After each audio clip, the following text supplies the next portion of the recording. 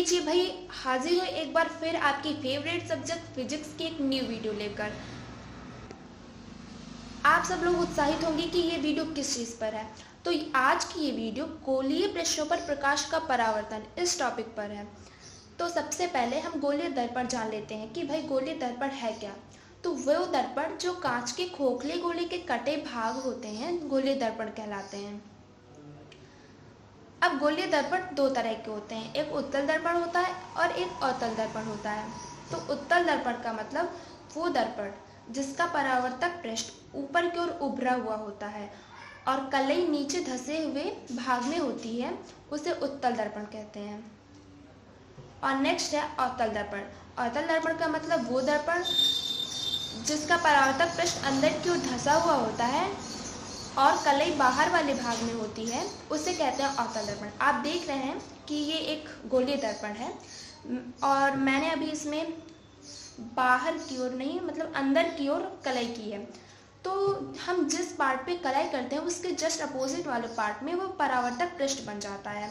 तो मैंने ये अंदर की ओर कलई की थी, तो अब ये जो उभरा हुआ भाग है इसका ये बन जाएगा परावर्तक पृष्ठ। तो ये किरण यहाँ से आती है और परावर्तित होकर वापस उसी माध्यम में लौट जाती है। ये किस नियम से हुआ? परावर्तन के नियम से हुआ।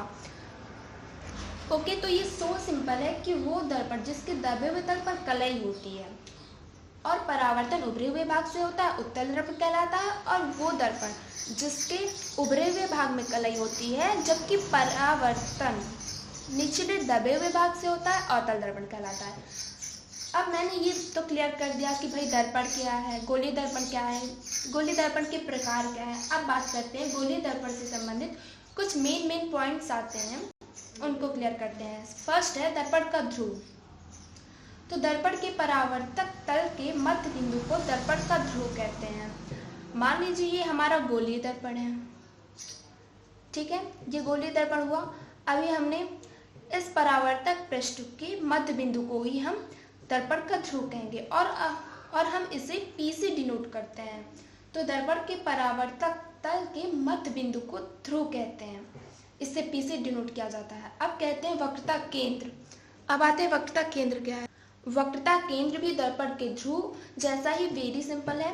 मान लीजिए ये हमारा गोलीय दर्पण है और देख सकते हैं कि कोई भी गोलीय दर्पण या कोई भी दर्पण होता है उससे हम किसी न किसी से तो कट करके अलग करते हैं। ये गोलीय दर्पण है तो हम किसी कांच के खोखले गोले से तो इसको कट करके बाहर निकालेंगे। तो पहले हम उस कांच के खोखले गोले को पूरा कर लेते हैं। तो मैंने यहाँ डॉट डॉट से इस पूरे कांच के खोखले गोले को पूरा कर लिया है, ठीक है। तो वक्रता केंद्र की बात करते हैं, तो इस पूरे खोखले गोले के केंद्र को ही इस गोलीय दर्पण का वक्रता केंद्र कहते हैं। तो ये भी बहुत इजी है, दर्पण के ध्रुव की तरह है। एक बार मैं आपको डिफिनीशन सहित बता देती हूँ कि गोलीय दर्पण का परावर्तक पृष्ठ जिस खोखले गोले का भाग होता है उस गोले का केंद्र गोलीय दर्पण का वक्रता केंद्र कहलाता है, ठीक है। अभी नेक्स्ट टॉपिक पे बढ़ते हैं कि वक्रता त्रिज्या क्या है। वक्रता त्रिज्या भी सेम वक्रता केंद्र की तरह है। हम इसी चित्र में समझ लेते हैं कि गोलीय दर्पण का परावर्तक पृष्ठ, ये गोलीय दर्पण है, इसका परावर्तक पृष्ठ जिस खोखले गोले का भाग होता है उस खोखले गोले की त्रिज्या, मतलब ये खोखला गोला हुआ जिसका ये गोलीय दर्पण भाग है, तो इसकी त्रिज्या ये हुई। इस त्रिज्या को ही इस गोलीय दर्पण की वक्रता त्रिज्या कहते हैं। ये सो सिंपल है और इसको भी हम C से ही डिनोट करते हैं, ठीक है। अभी हम बात करेंगे मुख्य अक्ष क्या है। तो मुख्य अक्ष के लिए मुख्य अक्ष को इंग्लिश में कहते हैं प्रिंसिपल एक्सिस, ठीक है। तो अभी चलो समझते हैं। तो इसमें हम गोलीय दर्पण मतलब बना देते हैं। ये हमारा हो गया गोलीय दर्पण, ठीक है। अभी गोलीय दर्पण को पूरा कर देते हैं कांच के खोखले गोले सहित जिससे हमने इसको कट किया था। ये बन गया हमारा कांच के गोले सहित एकदम खोखला गोला जिससे हमने इस गोलीय दर्पण को कट किया था, ठीक है। अभी हमने समझा इसका ध्रुव, ठीक है, मतलब ये पूरे गोलीय पृष्ठ के मध्य बिंदु को ध्रुव कहते हैं। तो हम इसको ध्रुव को डिनोट करते हैं P से। तो मैंने यहाँ पर ध्रुव को डिनोट कर दिया P से। अभी हमने वक्रता केंद्र समझ लिया है, तो इस पूरे खोखले गोले के केंद्र को वक्रता केंद्र कहते हैं। तो ये हुआ C। एंड वक्ता त्रिज्या मतलब ये, इसको मिला देते हैं तो ये हो जाएगी वक्ता त्रिज्या। तो मुख अक्ष क्या है? तो गोलीय दर्पण के ध्रुव तथा वक्रता केंद्र को मिलाने वाली सीधी रेखा गोलीय दर्पण की मुख अक्ष कहलाती है। ये देख रहे हैं आप, गोलीय दर्पण के ध्रुव मतलब P तथा वक्रता केंद्र C को मिलाने वाली रेखा मुख अक्ष कहलाती है। तो ये पूरी रेखा जो है, जो C और P को मिलाती है, उसे हम कहते हैं मुख अक्ष। तो ये भी बहुत ही सिंपल था, ठीक है। तो अभी मुख्य फोकस पर बढ़ते हैं। मुख्य अक्ष जान लिया हमने, वक्रता केंद्र भी जान लिया, वक्रता त्रिज्या जान लिया। अभी बढ़ते हैं मुख्य फोकस पर कि भाई प्रिंसिपल फोकस है क्या। मुख्य फोकस को हम सिर्फ अभी अवतल दर्पण में समझेंगे, क्योंकि अवतल और उत्तल दर्पण में सेम प्रक्रिया ही होती है। बस फर्क इतना होता है कि उत्तल दर्पण में थोड़ा आभासी बनता है। तो अभी हम इस अवतल दर्पण को उदाहरण लेकर समझते हैं कि मुख्य फोकस क्या है। ये हमारा हो गया दर्पण, गोलीय दर्पण। तो जब यहाँ से प्रकाश की किरण आएगी तो इस गोलीय दर्पण से टकराती हुई गुजरेगी, ठीक है। और भी ज़्यादा किरणें आएंगी तो भी टकराती हुई वापस उसी माध्यम में लौट जाएंगी परावर्तन के नियम से। जितनी भी किरणें आएंगी वो टकरा कर वापस उसी माध्यम में लौट जाएंगी। तो गोलीय दर्पण की मुख्य अक्ष के समांतर देखिए आप, समांतर आने वाली प्रकाश की किरणें गोलीय दर्पण से परावर्तन के बाद मुख्य अक्ष के एक बिंदु से होती हुई गुजर रही हैं। देख रहे हैं ना, सभी एक ही बिंदु पर होती हुई गुजर रही हैं। तो इस बिंदु को हम कहते हैं मुख्य फोकस। इसे फोकस है तो जाहिर सी बात है F से डिनोट करेंगे। तो ये भी बहुत सिंपल था, मुख्य फोकस। अभी जानते हैं फोकस दूरी क्या है, फोकल लेंथ क्या है, फोकस दूरी। फोकस जान लिया, अभी फोकस दूरी भी जानना बाकी है। तो ये हो गया हमारा गोलीय दर्पण एंड ये हो गया हमारा मुख्य अक्ष, ये हो गई हमारी फोकस, ठीक है। और ये हो गया हमारा P मतलब ध्रुव। तो गोलीय दर्पण के ध्रुव और मुख्य फोकस के बीच की दूरी को फोकस दूरी कहते हैं। सो सिंपल, F और P के बीच की दूरी को, इन दोनों के डिस्टेंस को ही कहते हैं फोकस दूरी। इतना क्लियर हो गया? अगर क्लियर हो गया तो बहुत बहुत बधाई हो। और आगे बढ़ते हैं नेक्स्ट टॉपिक पर। हमारा नेक्स्ट टॉपिक गोलीय दर्पणों से प्रतिबिंब का बनना। लेकिन इससे पहले हम जानेंगे कि किसी भी वस्तु का गोलीय दर्पणों द्वारा प्रतिबिंब बनाने के लिए निम्नलिखित 3 नियम है। नियम भी तो है, ये 3 नियम फॉलो करेंगे तब हम गोलीय दर्पणों से प्रतिबिंब का बनना जान सकेंगे। तो चलिए इन नियमों को लिख लेते हैं। तो इसका जो प्रथम नियम है, तो प्रथम नियम के अनुसार कि दर्पण की मुख्य अक्ष के समांतर चलने वाली प्रकाश की किरण दर्पण से परावर्तन के बाद मुख्य फोकस से होकर गुजरती है। तो भाई इसका जो पहला नियम है, फर्स्ट लॉ है, वो बहुत ही इजी है कि किसी भी गोलीय दर्पण या उत्तल हो या अवतल हो तो उसके मुख्य अक्ष के समांतर चलने वाली प्रकाश की किरण उसके मुख्य फोकस से होकर गुजरेगी। तो अवतल दर्पण में तो इसका चित्र ऐसा बनेगा, लेकिन उत्तल दर्पण में इसका चित्र ऐसा बनेगा, क्योंकि उत्तल दर्पण में आभासी चित्र बनते हैं, इसीलिए ये किरण यहाँ से जाएगी और ये ऊपर को मुड़ जाएगी। तो हम इसको नीचे आभासी रूप से F से मिला देते हैं। एंड इसका सेकंड लॉ क्या है और क्या कहता है ये भी देख लेते हैं। द्वितीय नियम, तो भाई इसका जो सेकंड लॉ है वो कहता है कि गोलीय दर्पण के मुख्य फोकस से होकर जाने वाली प्रकाश की किरणें इस दर्पण से परावर्तित होकर सीधे मुख्य अक्ष के समांतर निकल जाती हैं। आप देख रहे हैं कि ये और ये एकदम जस्ट अपोजिट है और वेरी इजी है। अभी बताऊंगी मैं उत्तल दर्पण में इसका चित्र कैसा बनता है। तो ये हो गया भाई हमारा उत्तल दर्पण और ये हो गया उसका मुख्य अक्ष, ये हो गया P का मतलब ध्रुव, ये हो गया F एंड ये हो गया C। तो ये किरण यहाँ से आएगी, अब ऊपर लौट जाएगी।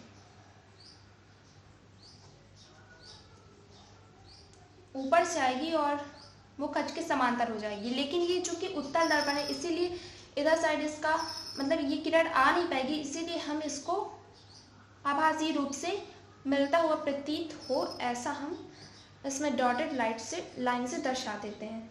अब इसका थर्ड लॉ क्या है ये भी देख लेते।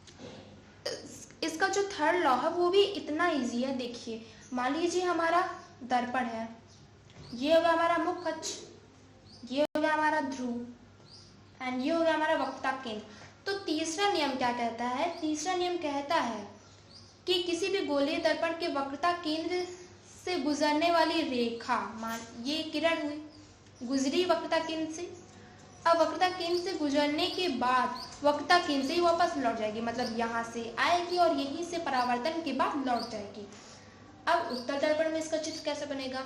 ये हो गया भाई हमारा उत्तल दर्पण एंड ये हो गया इसका मुख्य अक्ष, ये हुआ P, ये हुआ F मतलब फोकस, और ये हो गया वक्रता केंद्र। तो ये इधर से आएगा, मतलब ये किरण इधर से आएगी, प्रकाश किरण, और इधर ही लौट जाएगी। लेकिन हमें दर्शाना है कि भाई C से जा रही है, इसीलिए हमें ये डॉटेड लाइन बढ़ाकर यहाँ से हम दिखा सकते हैं कि C से जा रही है। तो ये तीनों नियम बेस हैं किस चीज़ की? गोलीय दर्पण से प्रतिबिंब का बनना। यदि हम ये तीनों नियम नहीं आएंगे तो हम मतलब सीख नहीं पाएंगे कि गोलीय दर्पण से प्रतिबिंब कैसे बनता है। तो सो इजी है, आप सब सीख सकते हैं। पहला नियम भी बहुत इजी है, और पहला नियम दूसरा नियम जस्ट अपोजिट है, और तीसरे नियम में कुछ है ही नहीं। जहाँ से किरण आ रही है वो वापस उसी मार्ग से या रास्ते से लौट जा रही है। तो अब बढ़ते हैं हम गोलीय दर्पणों से प्रतिबिंब का बनना। अगर आप लोगों के ये तीनों नियम बहुत अच्छे से समझ में आ गए होंगे तो आई श्योर कि गोलीय दर्पणों से प्रतिबिंब का बनना भी आप लोगों को बहुत इजी लगेगा। तो चलिए शुरू करते हैं गोलीय दर्पणों से प्रतिबिंब का बनना, जो आज का हमारा मेन टॉपिक। जब गोलीय दर्पण के दो भाग होते हैं, अवतल दर्पण और उत्तल दर्पण, तो इनके जो प्रतिबिंब हैं वो भी तो अलग अलग होंगे। इसीलिए अवतल दर्पण द्वारा प्रतिबिंब का बनना अलग है और उत्तल दर्पण द्वारा प्रतिबिंब का बनना अलग है। तो पहले हम अवतल दर्पण द्वारा प्रतिबिंब के बनने की बात कर लेते हैं। तो इसमें 6 कंडीशंस होती हैं। तो चलो शुरू करते हैं। तो इसमें जो पहली आकृति है या है जो पहली प्रतिबिंब है, उसमें वस्तु को अनंत में रख दिया गया। ये हमारा हो गया अवतल दर्पण, ये हो गया उसका मुख्य अक्ष, और ये हो गया मुख्य अक्ष में उपस्थित F का मतलब फोकस दूरी, या नहीं सॉरी फोकस, और ये हो गया वक्रता केंद्र। ठीक है, अभी ये अनंत में स्थित है, बहुत दूर, मतलब अनंत मतलब कुछ ज्ञात ही नहीं है कहाँ स्थित है, बहुत दूर स्थित है। तो अगर हमें इसका प्रतिबिंब चाहिए तो हम कैसे रखेंगे? तो इसके प्रतिबिंब के लिए जब वस्तु अनंत में होती है तो प्रकाश किरणें दूर से समांतर आती हैं, एकदम समांतर होती हैं ये। मतलब अगर हम इन दोनों किरणों के बीच की दूरी मापें तो ये दोनों लंबवत होंगी एक दूसरे को, मतलब समांतर के कहने का मतलब यही है। तो जब ये दोनों समांतर होगी तो जो पहली किरण आएगी, ये फर्स्ट है, ये फर्स्ट किरण है, जो पहली किरण आएगी तो वो F से गुजरेगी और इस गोलीय दर्पण या अवतल दर्पण से परावर्तन के पश्चात टकराती हुई सीधे मुख्य अक्ष के समांतर हो जाएगी। देख रहे हैं, ये मुख्य अक्ष है हमारा और ये इसके एकदम समांतर हो रही है। और जो दूसरी किरण आएगी वो वक्रता केंद्र से होकर गुजरेगी। तो जो पहली किरण है और दूसरी किरण है वो दोनों किसी न किसी जगह एक दूसरे को काट रही है। देख रहे हैं यहाँ पर काट रही है। तो यहीं पर इस वस्तु का, ये जो अनंत में स्थित है, इस वस्तु का प्रतिबिंब बनेगा। लेकिन बनेगा कैसा? उल्टा बनेगा। देखिए आप देख सकते हैं कि यहाँ पर इसका सिर सीधा है लेकिन इसमें इसको उल्टा लटका दिया गया है। मतलब यहाँ जो प्रतिबिंब बन रहा है ये उल्टा बन रहा है। ठीक है, तो ये बहुत सिंपल है। अभी देखते हैं सेकंड स्थिति, मतलब दूसरी स्थिति है क्या। दूसरी स्थिति जानने से पहले एक चीज़ और जान लेते हैं कि जब वस्तु अनंत पर होती है तब वस्तु का प्रतिबिंब उल्टा बनता है। देख रहे हैं उल्टा बन रहा है ना, इनका सिर इधर है और उसका सिर उधर है, तो उल्टा बनता है, वस्तु से छोटा बनता है। देखिए वस्तु इतनी बड़ी है और ये छोटा बनता है वास्तविक, लेकिन हाँ वास्तविक बनता है। अवतल दर्पण में सिर्फ एक कंडीशन है जिसमें वो आभासी बनता है, लेकिन उत्तल में सभी में आभासी बनता है। और नहीं तो इन सभी जो 5 कंडीशन इसकी हैं उन सभी में ये वास्तविक बनता है, लेकिन छठवीं कंडीशन है जो अवतल दर्पण में, उसमें वो आभासी बनता है, लेकिन यहाँ पर वास्तविक बन रहा है। ठीक है, अभी सेकंड में आते हैं। ये रहा हमारा अवतल दर्पण, ये रहा हमारा मुख्य अक्ष, ये रहा P और ये रहा F और ये रहा C। इतना हमें पहले खींच लेना है। फिर इसके बाद सेकंड स्थिति आती है और इसमें जो वो रहेगा, जो वस्तु रहेगी वो वस्तु अनंत और वक्रता केंद्र के बीच रहेगी। पहले अनंत में थी, पता नहीं कहाँ थी, अनंत में थी, लेकिन अभी वक्रता केंद्र और अनंत के बीच में है, यहाँ पर। ठीक है, तो इस वस्तु से जब प्रकाश किरण चलेगी, ये और ये समांतर होते हैं, ठीक है, समांतर ही चलती है हमेशा। चली अभी इस गोलीय दर्पण से टकराएगी और F से सीधे होती हुई गुजर जाएगी, एंड और दूसरी जब प्रकाश किरण आएगी तो वो सीधा C से होती हुई गुजरेगी, C से होती हुई गुजरेगी और C से ही चली जाएगी। ये थर्ड नियम था, मैंने अभी आपको बताया था कि वक्रता केंद्र से आके और वक्रता केंद्र से चली जाती है।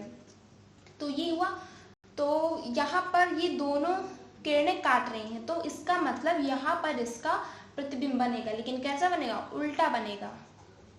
ये बन गया प्रतिबिंब, उल्टा बन गया। तो मतलब जो वस्तु अनंत और वक्रता केंद्र के बीच होती है, स्थित होती है, उस दशा में प्रतिबिंब वास्तविक बनता है, उल्टा बनता है, वस्तु से छोटा बनता है, और C और F वक्रता केंद्र और फोकस के बीच बन रहा है। यहाँ पर फोकस में बन रहा है, आप देख रहे हैं, लेकिन यहाँ C और F के बीच बन रहा है। एंड जो हमारी थर्ड स्थिति है वो है, ये हुआ अवतल दर्पण हमारा, ये हो गया हमारा P, ये है F और ये है C। तो थर्ड स्थिति में जो हमारी वस्तु रहेगी वो वक्रता केंद्र में स्थित रहेगी। तो ये प्रकाश किरण आई, यहाँ से F से होकर गुजरेगी, और यहाँ से जो जाएगी वो भी F से होकर गुजरेगी। तो ये दोनों किरणें ना एक ही जगह टकराती हैं। ये सीधा इसके नीचे ही बनता है, लेकिन बनता कैसा है, उल्टा बनता है, वास्तविक बनता है, वस्तु के बराबर बनता है। ठीक है, कब, जब वस्तु वक्रता केंद्र में स्थित हो। ये बहुत सिंपल है। अभी बढ़ते हैं चौथी स्थिति में।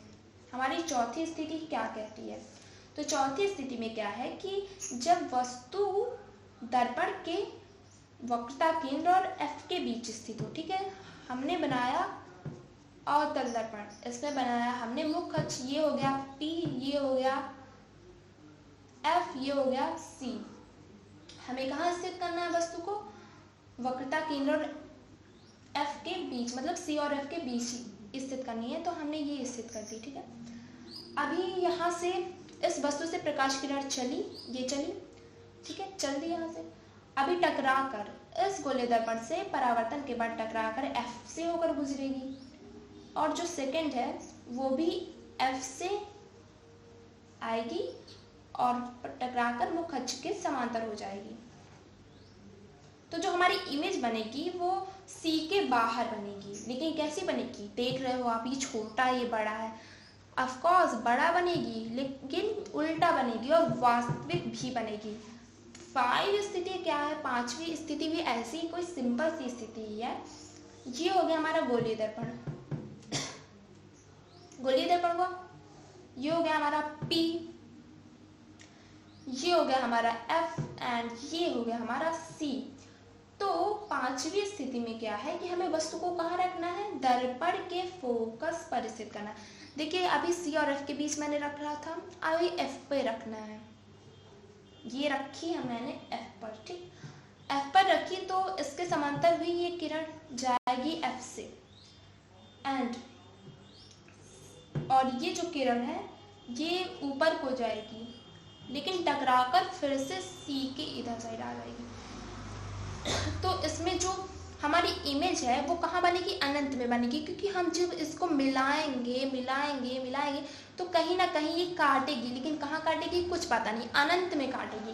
कैसा बनेगा इसका बिंब, या कहें इसकी इमेज कैसी बनेगी, इसकी इमेज बनेगी उल्टा बनेगी, वास्तविक बनेगी, वस्तु से बहुत बड़ी बनेगी। आप समझ सकते हैं जब इतनी छोटी हमारी वस्तु अनंत में जब बनेगी, प्रतिबिंब कितना बड़ा प्रतिबिंब बनेगा। अब इसकी छठवीं स्थिति मोस्ट इम्पॉर्टेंट, क्योंकि उसमें वो आभासी बनता है एकदम उत्तल दर्पण की। तो छठवीं स्थिति को जानने के लिए हम रेडी हैं, तो चलो जानते हैं। ये हो गया हमारा गोलीय दर्पण, एंड ये हो गया हमारा मुख्य अक्ष, ये हो गया P, ये हो गया F और ये हो गया C। लेकिन अब इस बार हमको अपनी वस्तु कहाँ रखनी है, हमको अपनी वस्तु रखनी होगी, जाहिर सी बात है F और P के बीच में, क्योंकि अभी तक F पर रखी थी, आगे खिसकती जाती है ना वस्तु, तो F और P के बीच हमने अपनी वस्तु रख दी। अभी यहाँ से आएगी प्रकाश किरण और वो सीधे F से होकर गुजरेगी, और ये जो प्रकाश किरण है ये ऊपर को जाएगी, ऊपर को गई, फिर टकराकर सीधे C से गुजरेगी। अभी आप देख रहे हो इतना लंबा चौड़ा, ये अनंत में जाकर भी नहीं मिलेगी, इसीलिए हमको इनको पीछे साइड बढ़ाना पड़ता है ताकि ये कहीं ना कहीं मिल जाए और हमारा इमेज हमको प्राप्त हो जाए। इसीलिए जब हम इनको पीछे बढ़ाएंगे तो हमको यहाँ पर ये प्रतिच्छेदित करेंगी या कहें काटेंगी, तो यहीं पर हमारी इमेज बन जाएगी। लेकिन इस वाली स्थिति में वस्तु का प्रतिबिंब आभासी बनता है। देखिए डॉटेड लाइन से मतलब आभासी बनता है और सीधा बनता है और वस्तु से काफ़ी बड़ा बनता है और दर्पण के पीछे बन रहा है। ये देखिए अब दर्पण के पीछे बन रहा है। आई होप आप सबको ये सब समझ में आ गया होगा। तो आज के लिए बस इतना ही, मिलते हैं अगले वीडियो में, तब तक के लिए ऑल द बेस्ट एंड जय हिंद।